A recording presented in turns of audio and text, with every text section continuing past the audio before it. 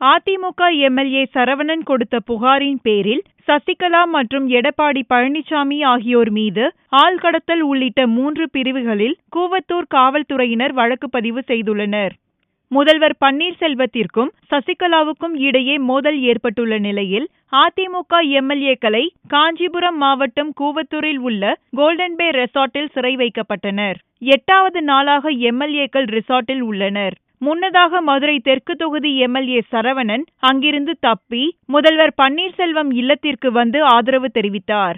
அப்போது செய்தியாளர்களிடம் பேசிய சரவணன் தன்னை சசிகலா அடைத்து வைத்திருந்ததாகவும் மாறுவேடத்தில் அங்கிருந்து தப்பி வந்ததாகவும் கூறினார். இதனிடையே சசிகலா மற்றும் அமைச்சர் எடப்பாடி பழனிசாமி ஆகியோர் மீது கடத்தல் தொடர்பாக எம்எல்ஏ சரவணன் கூவத்தூர் காவல் நிலையத்தில் புதனன்று புகார் அளித்தார். இந்த புகாரின் பேரில் சசிகலா மற்றும் எடப்பாடி பழனிசாமி ஆகியோர் மீது ஆள்கடத்தல் உள்ளிட்ட 3 பிரிவுகளின் கீழ் வழக்கு பதிவு செய்யப்பட்டுள்ளது.